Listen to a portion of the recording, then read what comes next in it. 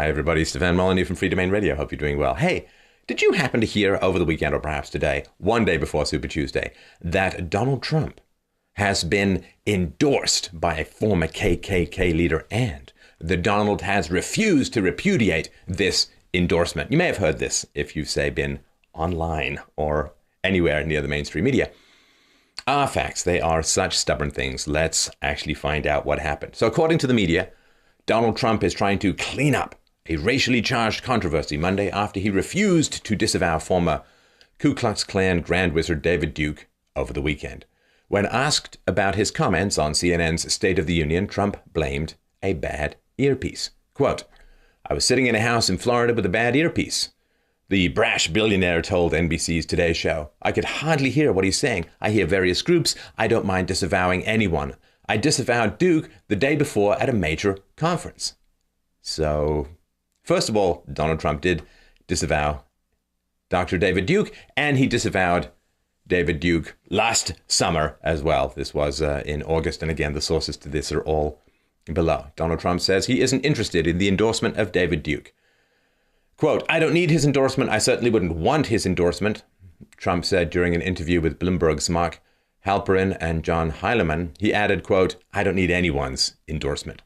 Asked whether he would repudiate Duke's endorsement, Trump said, "Sure, I would if that would make you feel better." Now, with regards to David Duke, Dr. Duke left the Klan almost 40 years ago. His group currently rejects all violence, and he said, "Listen, I joined the Klan as a young man, and it was a terrible mistake, and never at any point in his life, according to David Duke, did he ever support the supremacy of any one race over any other race." So his quote with regards to this is, "I'm not saying I endorse everything about Trump. In fact, I haven't formally endorsed him, but I do support his candidacy, and I support voting for him as a strategic action. I hope he does everything we hope he will do." So, of course, you see the headlines all over the place. Former KKK leader endorses Donald Trump, which he hasn't actually done. Now, with regards to the double standard, the left-leaning bias, pro-leftist, pro-Democrat bias of the media, where like 95% of the reporters in Washington self-identify as Democrats, there was a fellow named Robert Byrd, a long-serving Democrat politician who was a KKK member in his youth. What about President Harry Truman, also KKK member in his youth? What about World War I Democrat President Woodrow Wilson, who negotiated the Treaty of Versailles? Good job, WW. He was also a Klan member in his youth. And that's, I guess, somewhat important. Nelson Mandela was a communist for a lot longer than David Duke was in the KKK. Was Nelson Mandela ever introduced on the mainstream media as a former communist, or current communist, as some claim? And we got a presentation about all of this, which we can link below. So Robert Byrd, member of the KKK in his youth. Now, in May 2008, despite massive extended lobbying from Hillary Clinton, with whom Robert Byrd had a personal friendship, he's dead now, but the West Virginia Senator Robert Byrd actually endorsed Barack Obama in the Democratic primary. That's 4 days after his state had voted overwhelmingly for Clinton. So here we have a mainstream politician who is endorsed by a former member of the KKK. Was Barack Obama ever asked to disavow the endorsement of a former KKK member? Now, Hillary Clinton, writing about Robert Byrd, former KKK member, wrote, quote, "It is almost impossible to imagine the United States Senate without Robert Byrd. He was not just its longest-serving member, he was its heart and soul. From my first day in the Senate, I sought out his guidance, and he was always generous with his time and his wisdom." And that is Hillary Clinton writing about a former member of the KKK. Was Obama ever asked by the press to disavow the Nation of Islam, the New Black Panthers, and La Raza? I'm not saying they're equivalent to the KKK, but they are somewhat racially focused groups. Now, in 2012, then President Barack Obama did actually get a critical endorsement. And that critical endorsement was the Communist Party of the United States of America. The Communist Party USA leader, Sam Webb, explains why he will continue to support Obama and the Democrats in 2012. And the Communist Party of America has consistently supported and infiltrated the Democrat Party in the United States. So, KKK, nasty institution. Communism, a bit more of a nasty institution.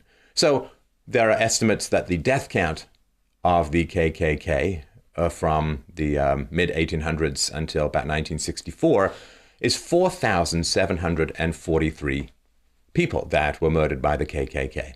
The estimated death count of communism, a little bit higher, at 94 million people. For those counting at home, for every one person the KKK killed, the communists killed 19,819. Would you like to hear that again? The doctrine of communism was responsible for almost 20,000 times the death count of the KKK. And yet when the communists repeatedly endorse Democrats, nobody is ever asked to repudiate those representing one of the most destructive and hideous and mass-murdering ideologies in history. So there's that hypocrisy as well. Now, the KKK is often ascribed to people on the right, but it's actually not really the case. And again, we've got sources to all of this below. The KKK was the terrorist arm of the Democratic Party. And they had overlapping membership roles, and gun control, Democrats are very big into gun control. Actually, gun control was originally promulgated by Democrats to make sure that blacks never got a hold of guns, which allowed the Democrat policy of slavery to continue without so much resistance from armed blacks. After the Civil War, the Democratic KKK menaced and murdered black Americans without much resistance, of course, because the black Americans, like those people in Paris recently, were not allowed to own weapons. Now, the original target of the KKK were Republicans, black and white. The Democrats started the KKK and for decades harassed the Republicans with lynchings and threats. Now, of the number of people killed by the KKK, about an estimate 3,446 blacks were killed by the KKK and 1,297 whites. That's from 1882 to 1964. Quote, the Klan terrorized black Americans through murders and public floggings. Relief was granted only if individuals promised not to vote for Republican tickets, and violation of this oath was punishable by death. Since the Klan targeted Republicans in general, it did not limit its violence simply to black Republicans.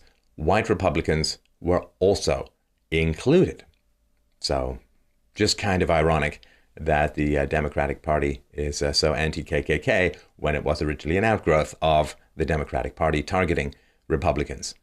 Now, this is a very old tactic. You dig up someone whose beliefs are unpalatable to the general population, and then you demand almost always of a Republican candidate, do you disavow this person? And it's a no-win game, which we'll get to in a second. So, very libertarian Republican Senator Barry Goldwater was often challenged by the media to disavow the KKK and the John Birch Society. The Democrat, Lyndon Johnson, the Great Society programs of the 1960s, endless tsunamis of stolen money, welfare. How's that working out for America as a whole? The Democrat, LBJ, was never challenged by the mainstream media to disavow or reject support from significant leftists like the Americans for Democratic Action or the Socialist Party, or even the tacit support that was granted to LBJ by organized communists. So again, it's very much a one-sided view.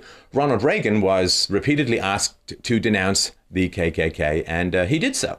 Now, for those very concerned with illegal immigration, Ronald Reagan is not quite the hero as he is to those who believe that Ronald Reagan, by defying Gorbachev about arms limitations, ended the Cold War, because Ronald Reagan was boosted to the presidency in part because he had a foundational pledge to stop illegal immigration. But Ronald Reagan instead turned around and actually signed the first and the very biggest amnesty bill. So that's not particularly great. The KKK being used to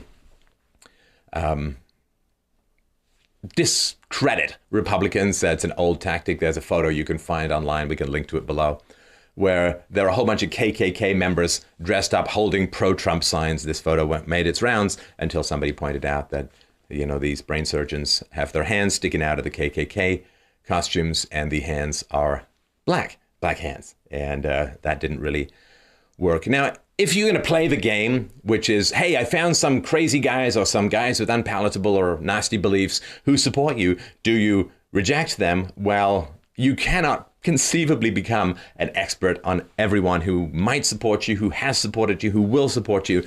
So that's a game that doesn't end. The correct response, I believe, is, okay, tell me who you have asked the Democrats to repudiate. And if you cannot find, or you cannot give me an example of anyone you've asked the Democrats to repudiate, then I don't want to talk to you, because I'm not playing this stupid gotcha game designed to discredit Republicans by applying unfair standards to them, never applied to Democrats. So you can never win this game, so you've just got to keep on moving. And, you know, this is just another example of, you know, I've got a simple test here for you. How do you know the mainstream media is lying? Well, there's a couple of signs. I'll just give them to you here for free. But if you want to support the show, freedomainradio.com/donate, freedomainradio.com/donate. Really appreciate that.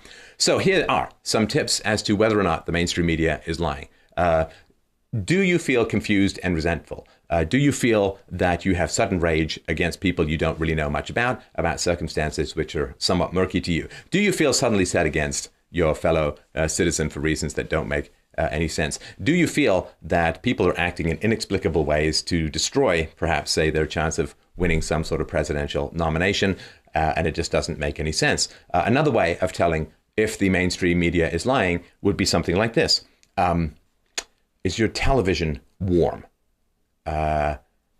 Is your electricity bill slowly climbing the staircase of allowing ions to indoctrinate your brain with misinformation?